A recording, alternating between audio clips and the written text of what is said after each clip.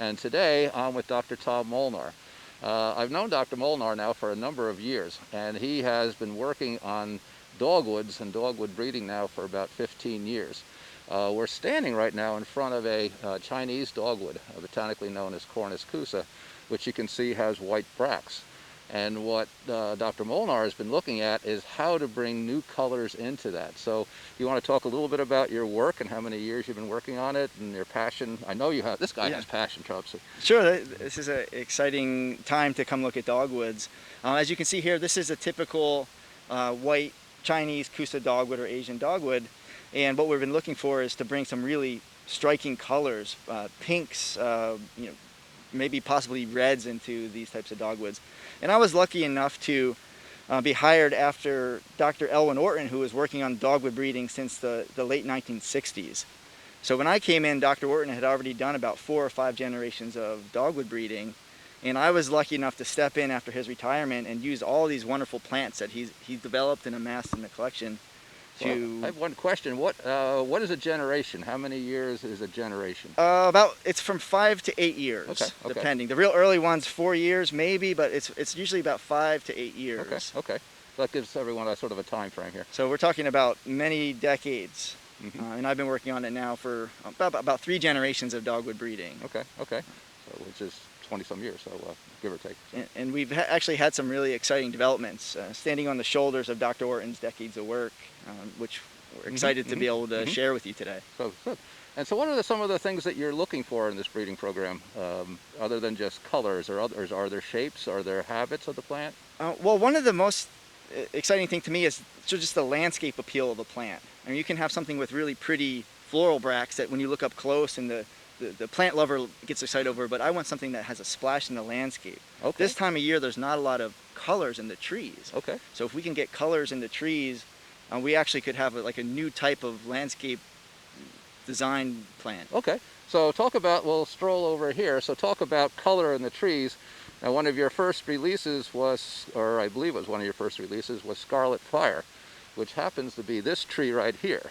And as everybody can see, this is a fantastic red dogwood. So, so talk a little bit about this. Why is this a huge breakthrough for you?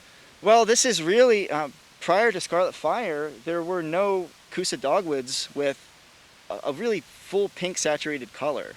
We had a couple that were released in the trade, something like Satomi or Rosabella, which on the really perfect conditions could have pink colors. Okay. But most of the time, once it got warm, would fade to a pink. Or fade to like a cream color, not really a bright pink color. Okay. So after growing out probably about 3,000 or 4,000 dogwood seedlings from Dr. Orton's collection, we got really lucky, and we had a breakthrough in color. And that's what I would really consider Scarlet Fire as, just this amazing breakthrough. We crossed just the right parents, and after looking at all these different seedlings, it was just quite striking. It was easy. When we saw it bloom for the first time, I knew right away that we had something big here. So what's another, obviously it's got very attractive flowers, but what are some other attributes that you look for in a dogwood which to the homeowner will really be appealing? Well, what's really great about this plant is it just loads up with blooms. At an early age, if this is a 2 or 3 year old plant from the nursery, it's already going to come with blooms on it. You plant it in the landscape and you're going to start to see those colors right away. Some of the earlier Rutgers releases might take 5 or 8 or 10 years to really set up. Where Scarlet Fire and the plants we're selecting now, as young plants, we select them for the number of flower heads. And then also, how do they present the flower heads? In the landscape, can you see them from a distance? Or if they're all pointed up at the sky, it's really, unless you're looking out the window, it doesn't do much for you. Agreed. I want it, when it's in your front yard, I want your neighbors from a block away to see that glowing color. I like that. So it's like the 60-mile-an-hour tree. You can see it regardless of how fast you go. So let's take a walk about and see some of the other plants that you're about to release or are thinking of releasing. That sounds good. Great.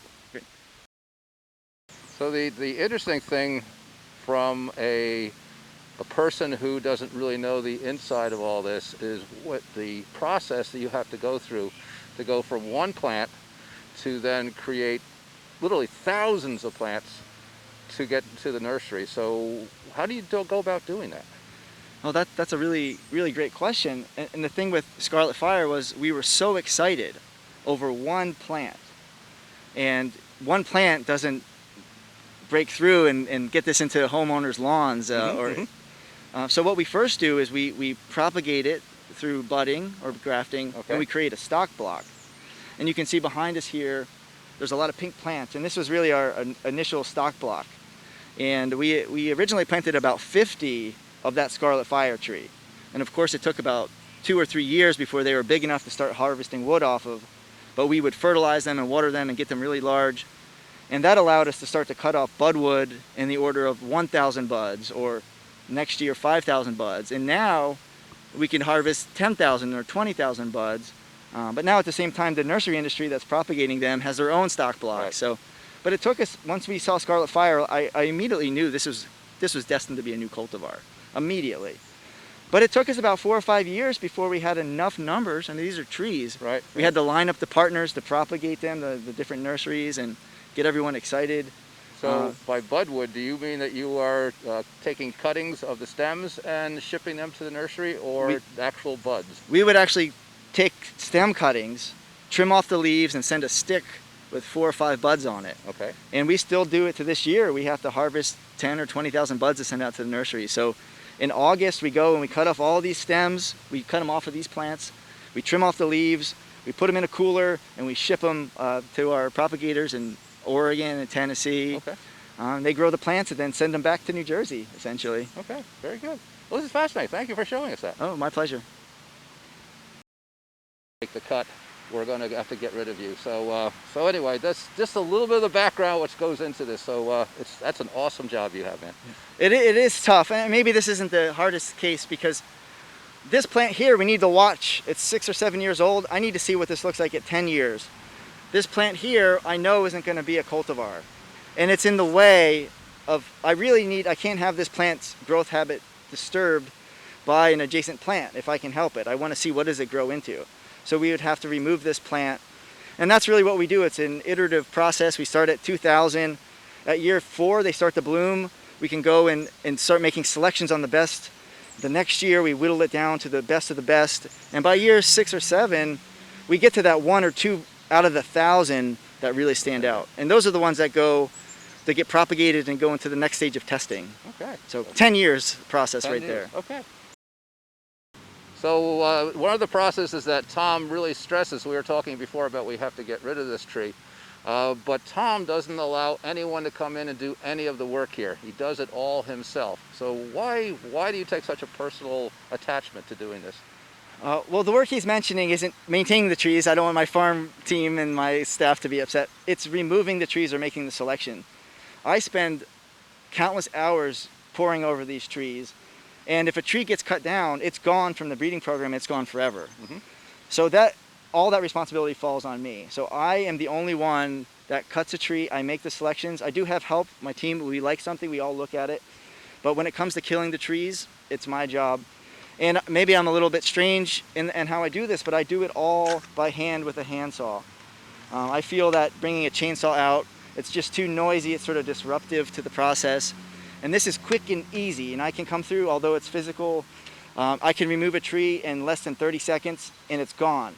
So I can't go back. If I decide we're looking at here 1 out of 10,000 being a winner, if I don't like a tree, it's not going to be that 1 in 10,000. So on a certain day, if I'm like, this isn't it, so we're really looking for that tree that's amazing. That's it. So okay. So I'm going to just sort of demonstrate the process here. Sure.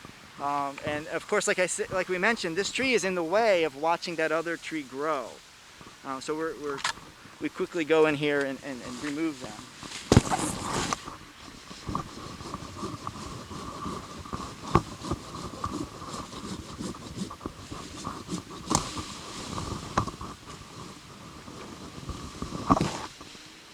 So then it's effectively removed from the breeding program. And you can see now, also from the breeding standpoint, as we clear space, now it allows you to walk around and see it from all the angles. And then as we eliminate trees in the population, I'm not distracted by the ones that are less attractive. Right. I can now start to compare the cream of the crop. And that's really where the decisions are made. So I think the point being is that this is a very personal thing. So, so yes, he has help with the field work, but it really comes down to he makes the selections and he does the eliminations. And he also has children helping too. So thank you, Tom. So one of the difficulties that Tom has, which we've been talking about, is, you know, I looked at this plant from a distance and I said, wow, look at that really nice maroon red foliage to it. I mean, there's something about that tree that speaks to me. But Tom looks at that and he sees a totally different animal. So when you're looking at this, what do you see, Tom? Well, what I really want to see in a plant is a contrast, a high contrast between the floral bracts and the leaves.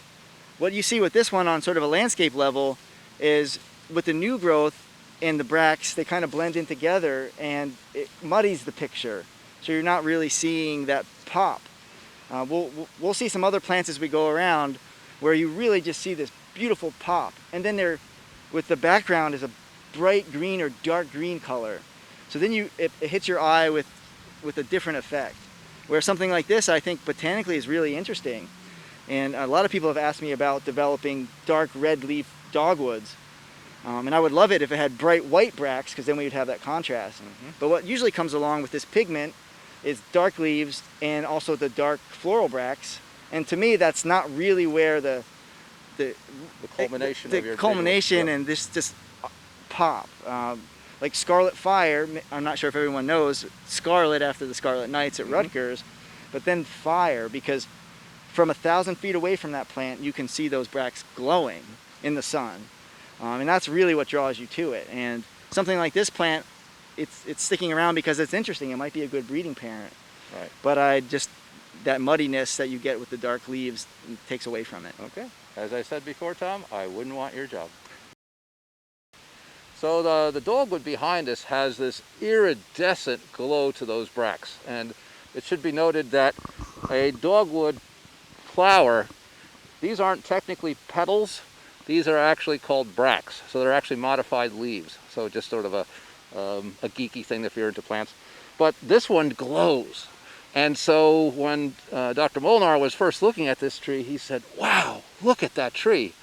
And then something happened. So you want to talk a little bit about this tree? Well, I think this tree gives a good example of the challenges of plant breeding, and then also sort of the complexity and the long-term nature of it. So I've watched this plant bloom for 5 seasons, and it's had this glowing iridescent pink. And we got all excited that maybe this would be a next or a new cultivar. But there's different levels. When you're really talking about releasing elite plants, like excellent plants that the homeowner gets it and it performs really well, there's a lot of components to that. So we talked a little bit about the stock block and the nursery propagation, the testing. So we sent this out for testing, and I'd like to show you what came back. Okay. I mean, it's a beautiful plant, but this is some of the challenges. Sure, If we can walk over here. So you can see we did recover those really pretty floral bracts. It glows just like the original. So this is a clone. This is a grafted tree of that. But what I didn't like when this came back was we have a very crooked central leader. And as you look at this plant, you can see that it sort of snakes up as it goes. And then it sends out these tufts of branches at kind of weird angles. And it was a plant lover, maybe that's fine. But when you're talking about making a uniform, fast-growing plant in the nursery that ends up in a container in a retail garden center, if it's all crooked and weird looking, it's probably not going to really stack up. Exactly. And we're also comparing it to Scarlet Fire. Right. And when you grow Scarlet Fire from the nursery and in a container, it has excellent branching. It grows so fast, and it buds out at every node, and it loads with flowers. Mm-hmm. So if we had Scarlet Fire next to this plant, and I think you have one in a container, Yep. You would see it's just loaded with branches. It looks full, it looks older, where this is, it's a little bit humbling, but it just has a... It's skimpy looking right now. Yes, yeah. And it may take 4 years before it turns into a nice plant, and exactly. That means I have to select something better. That's it. And like, did I say this before? I wouldn't want your job. So just to showcase how this program has come along, the plants that we're standing next to and are behind us are 4 years from seed. So you can see how much growth that they put on. And it's also interesting to note that they're mostly pink or red or have pink in them. And what I find interesting is that Tom's whole program actually started with white dogwoods. And he decided to proceed down a different avenue than his predecessor on how to cross them. And that's how he came up with the pink, if I got that story correct. Yeah, that's correct. So it's kind of an interesting story. I inherited a breeding program that was going on for over 40 years. And Dr. Orton, who was running the breeding program, had a goal from the very beginning to develop a dark pink Coosa dogwood. It's in his notes, it's in papers he published. And over the years, he worked very hard and meticulously to cross all the available pink Coosas, grow out seedlings, pick the best, cross them. And when I say pink Coosas, I mean ones with a hint of pink in the bracts. Medium to light pinks, but not a real striking pink. When I took over the program, Dr. Orton said to me, he's like, you need to figure out how to make a red-bracted Coosa. Then you'll really have something. Because, of course, he released some of the best hybrid dogwoods the world has ever seen. Yes, and most of them are white. All of them are essentially white. So what was I going to do? Make another white dogwood? That didn't make sense. And he knew that too. The thing is, he didn't have a path for it. He showed me his notebooks and he said, I crossed this, so you can keep crossing pink and pink. And what it really was is you would get light pink when you crossed light pink. Mm-hmm. So, we talked a lot about it, and I said, well, I don't really know what to do. You've collected all these wonderful plants. You have this collection that's isolated. Let's just go really big. Let's germinate. Let's collect seeds, fruit off of every single plant in your collection, and I'm going to line out thousands of new seedlings. They don't cross with themselves. They're outcrossing. The bugs, the beetles do all the work. Mm-hmm. So I figured if I just grow out 5,000 new dogwoods, maybe we'll get lucky. Maybe I'll get that, because his notes showed all this hard work, and he was a brilliant man. He didn't get it. So that's what we did. And sure enough, that process itself took about 6 or 7 years. Yes. Grew about 4,000 trees. And in that 4,000 trees were about 3 dark pink ones. Amazing. And dark pink like we've never seen before. Okay. And Scarlet Fire was one of them. So I just think it's the dedication and the time to do that. And I know that it was back in the 60s, I remember Dr. Orton telling me this. He said a nurseryman actually told him that what we really need is a good dark pink, red bracted Coosa dogwood. And that was one of his lifetime, trying to achieve that goal. So. And the Coosa is a great plant. It's powdery mildew resistant, it's stem borer resistant, it's anthracnose resistant, it's more drought tolerant than Cornus Florida, which is a wonderful tree. But So Coosa has all these attributes. And what's really wonderful about the plant breeding process is once we got those 3 or 4 really dark pink ones, we started to intercross them. And in fact, we went back to Dr. Orton's collection and we figured out which ones gave us that pink. And we used them again and we crossed them with the other pinks. And now you have what's behind us, a whole field where we have thousands of trees that now have pink bracts. So I'm not just now relying on nature for one in the 5,000. I'm creating my own populations, which allows us to select not only dark pink colors, but different shaped bracts, better leaves, different growth habits, bigger, all of these different attributes, which is a big investment, but it allows us to get some really special plants. So I think the bottom line from all of this is that the dogwoods that are going to be coming to the nurseries over the next 20, 30 years of your work are going to be reflecting what we see behind us, and then even improvements that are made beyond that. So you'll be seeing dogwoods for, I would say, the long-term future coming out of this program. I really think so, and I would say stay tuned for the next 2 to 3 years, because we have some really interesting plants in the pipeline that we want to get out to growers and to plant lovers. Oh, great, and we'll keep you in tune when they happen. Thank you. This has been great. I really appreciated your time and just walking us through all this. Oh, it's my pleasure. I really appreciate your time and the opportunity to do this. Great. Thank you. Thank you. Hi, this is Steve Wagner. I'm Vice President of the New Jersey Nursery and Landscape Association. I certainly hope you've enjoyed this tour that you saw today of the Rutgers research on the new Scarlet Fire Dogwood. Now, here is a tree of similar size that you could probably find now in your garden centers. So, what is special about this? Everything. I've been in the nursery industry 40 years to see something now like this for the homeowner. So how do you take care of it? Easy. Just make sure you water it, but not overwater it. You also want to make sure just like in the nursery meaning nurture. You're going to take care of this plant just like your kid, just like your dog, your cat, or the fish in your pond. These are special people. So, when you plant this, you want to take care of it. Make sure it doesn't dry out all season long without overwatering. However, you want to make sure you also water it going into the fall, because it may be dry in the fall, but we don't feel it personally because cool and dry doesn't equate in our mind. So just remember, cool and dry is just as bad as hot and dry. Take a few little cares like that and you'll have a plant that will last your entire lifetime. Every spring will be a momentous occasion when this thing blooms for multiple weeks and adorns your house and your yard. So again, we hope you enjoyed this program, and go out to your local garden centers and ask for Scarlet Fire Dogwood.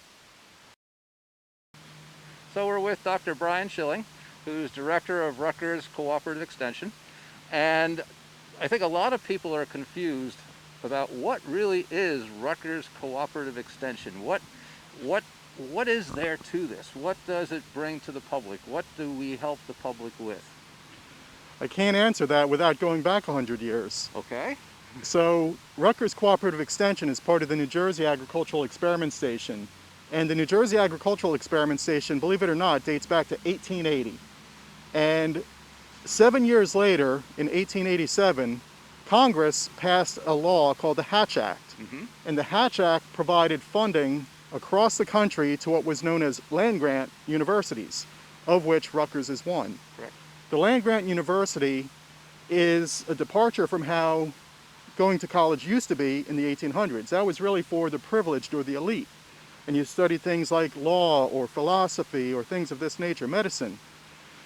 The idea of a land-grant university was to develop knowledge that would be useful to society and have a mechanism for bringing that information out to the people. Okay. So to do that, some really visionary people back in 1862 passed what was called the Morrill Act that created land-grant universities. Okay. Think about what was happening in 1862. Yes. A nation in turmoil. Mm-hmm. But this still was such a singular achievement that I've heard from former university leadership characterized as one of America's greatest inventions, or innovations, the land-grant system. And the land grants have really three components. Teaching, like you would normally think of a college student coming to campus and being educated, but also research that's good for the public interest, and extension. So whereas the research generates the knowledge, cooperative extension brings that knowledge out to the communities that we serve. Okay. So it's sort of, it's a full circle. So we're all teaching the teachers to come, the students. We're actually doing the research, and then we are bringing that research, the results of that research, to the public so that they can benefit from it and go forward. That's right, Bruce. And actually, it's even more than that because extension is a two-way street. So we are embedded in communities across New Jersey. We actually have offices in 20 of our 21 counties and programs in all 21. So we're embedded in communities so that we're able to see what the needs are locally. Mm-hmm. Then we come back and develop the knowledge or the science to go back and deliver solutions to people's problems. So it's a process of understanding what the needs are, coming back, developing those solutions, and then going back out into the communities to deliver them. You know, I never thought about it, but I'm actually really happy to be part of this. So it's really interesting because, you know, I've worked with this program now for quite a number of years, and to hear it put that way so succinctly, it makes a lot of sense. So thank you for joining us today and explaining what the experiment station is all about. It's my pleasure.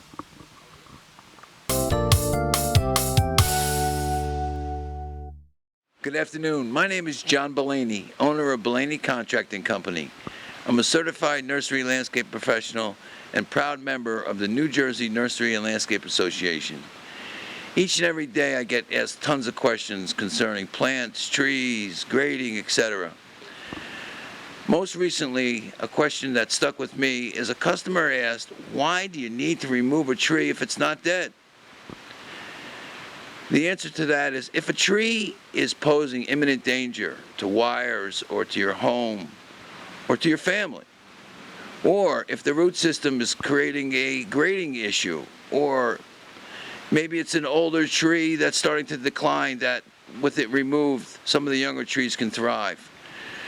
So those are the answers. If it's a dangerous situation, it needs to be removed. If it's really causing grading issues, again, it should be removed. Or if it's going to help many other trees thrive, then yes, it's time for it to come down. So one of the things that are really hot right now are air plants. And they have the fun name of Tillandsia. Now, not everyone's going to remember that, but just remember that these are related to pineapples.